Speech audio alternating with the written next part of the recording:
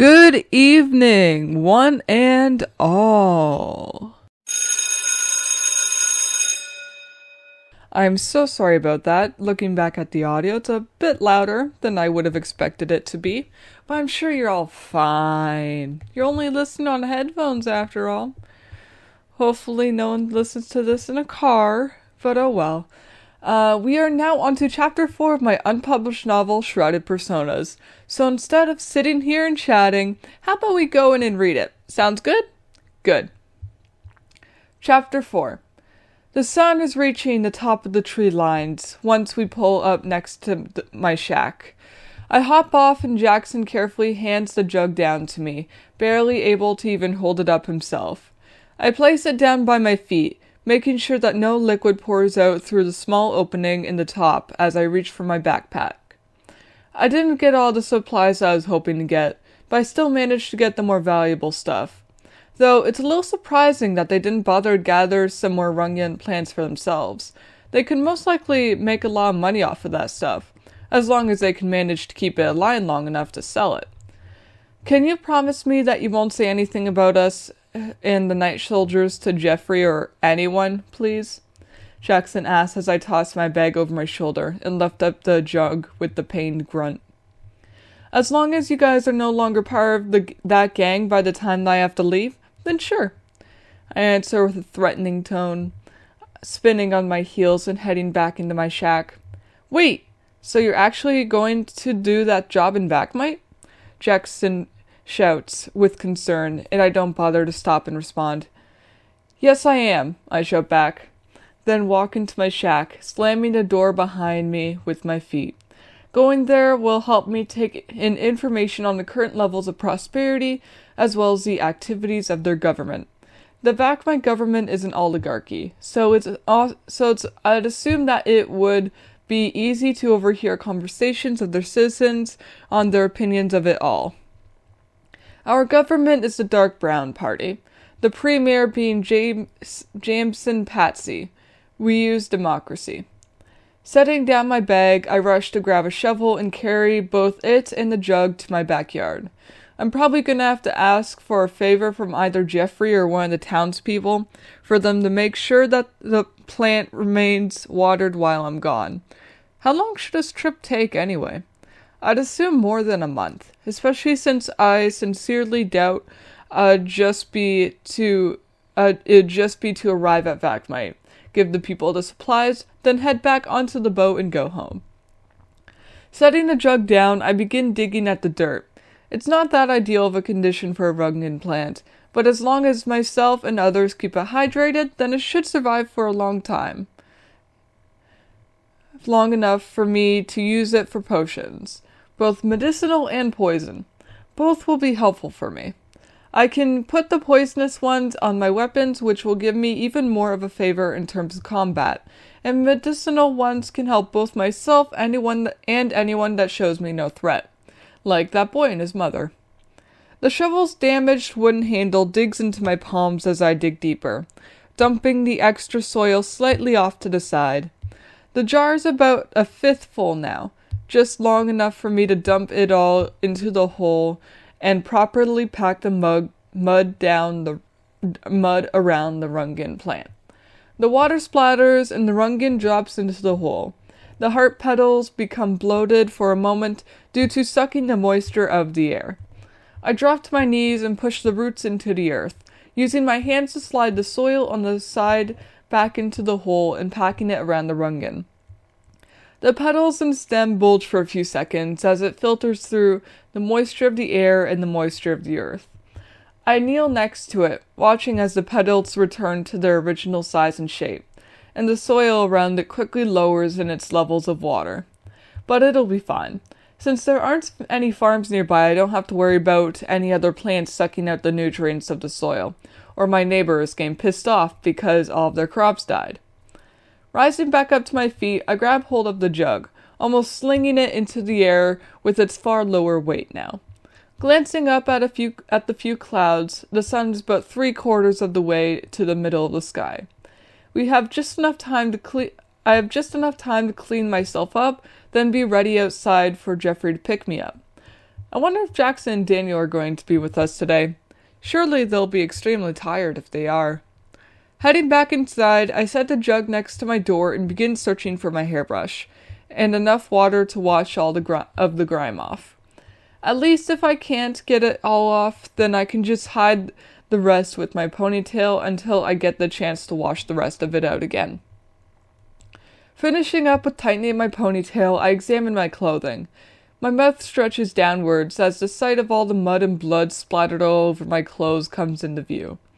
There are still some areas that are wet, but a majority of it is dried and stuck to the fiber of my jacket. It gives me an intimidating appearance, one that would possibly even make the sociopaths of my night school take a step back and avoid eye contact. Though I'd rather not have Jeffrey see me in this state. The poor old man would probably immediately have a heart attack. Uncomfortably, I undress myself, tossing the raggedy and stained clothes to the ground by my bed. The bed frame is cracked and crooked, but it's good enough. A corner of it also seems to be molded slightly, but there's not really anything I can do about it at this point. There's not much else I can wear other than my clothes from when I was 15. It's almost the exact same as my regular clothes, but slightly smaller and has fewer pockets. It's also a lighter brown, which is meant for younger children, but I'm sure that I could just say that I had no other clean clothes.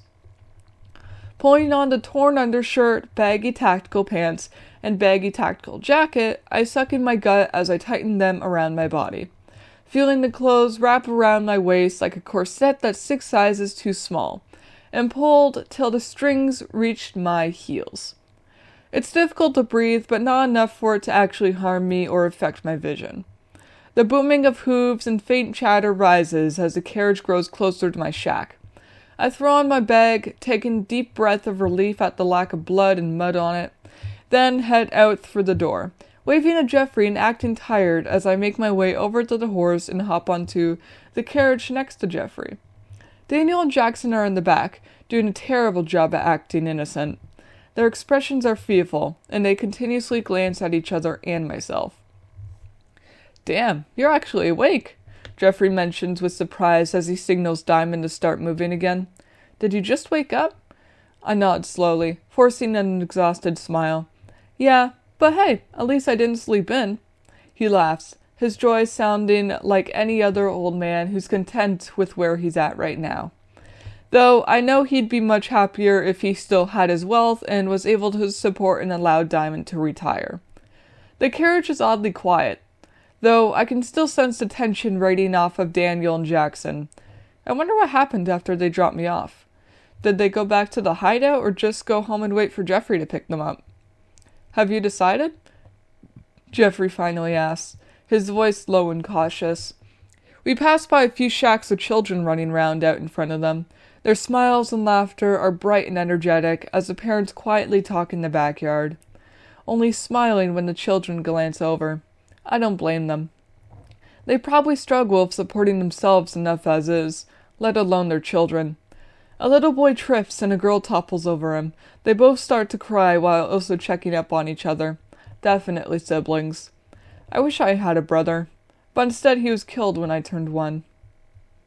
I blink my eyes and pinch the bridge of my nose, forcing the thought of my family out of my mind, then turn to Jeffrey and respond. "Yes, I have." We pass by the shacks and return to the flat, empty plains once more. "And?" he prompts me after I don't give him an immediate answer. "I'll go. But I have a favor I need of you while I'm gone," I add, and he raises an eyebrow, still keeping his eye on the dirt path in front of us. "And what is that?" he asks, and for some reason Jackson tenses up behind me. "I recently came across a rungan," I answer, and his expression tells me that he recognizes the name but doesn't remember the plant. "It's a plant helpful with potion making." "Okay, and what do you need me to do?" he asks, his voice surprisingly stern. "They require a lot of water in order to stay alive. Without it, they'll wither away," I add. "While I'm gone, is it fine if you go to my place around twice a day and water it?" "How far do you live from the closest river?" he asks, and I do my best to contain my smile. It's already a definite yes. "On horse, about 20 minutes, I answer, not actually knowing the exact time it'll take to get there based on his quality of horse. There's a jug next to my bed you could use. Pretty much just fill it up all the way, then dump all the water onto the plant. Won't it die if you overwater it? He asked, clearly not knowing much about Arungan. I shake my head, trying to keep an open mind with his ignorance. No, it's pretty much designed to live in water-soaked areas, especially rivers. Well, if you say so, he shrugs, and a part of me has the feeling that he'll most likely underwater the plant due to his disbelief. So what's the job today? I ask. He gestures behind him. We have individual deliveries today, so delivering crops door to door. He begins looking around his surroundings as we enter the town of Punam. Also, tomorrow we'll get to work preparing you for your trip, so get you violet clothing and so on. How difficult do you think it'll be to get our hands on it? I ask as we begin slowing in front of a decently large shack of sorts. I wouldn't necessarily call it a shack, but it's not exactly a house either. Perhaps a smaller version of something between the two. The logs of the corner of the house are slightly molded and have vines growing up along them. Vines cover the roof, windows, and pathways leading to the surprisingly violet doors. It's like that for nearly all of the homes here. Some have more agriculture than others.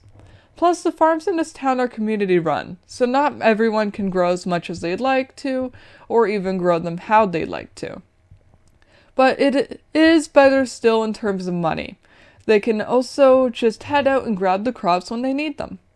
Though, when they're low on a specific crop, then you'll have to pay a fee to harvest it. I'm sure it won't be that bad. He waves his hand in the air and heads to the back of the carriage. Besides, I can just ask that World Wanderer guy about where we can buy the clothes. Yes, but the money is still a problem for us. Jeffrey stares at my worried expression and snaps his fingers in my face till I flinch. He then places a hand on my shoulder and whispers, "Don't worry about it, Timber.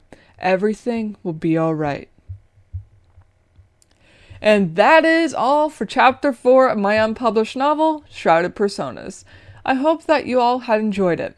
Remember, I'll be announcing when the novel's finally up and available for purchase. But for now, I hope you all enjoyed the little audio chapters I'm making of it instead. Check out my novels, Death Trail, Flame Rip, and Arctic Blaze on Amazon and Kobo, link in description. Hell yeah, I finally pronounced it correctly. Check out the Crave Writing Club Patreon, link in description. Check out the Crave Writing Club Discord server in the description. Check out my personal Instagram at dark_night_wolves. And let's all get a good night's sleep with a freshly painted fantastical picture in our craniums.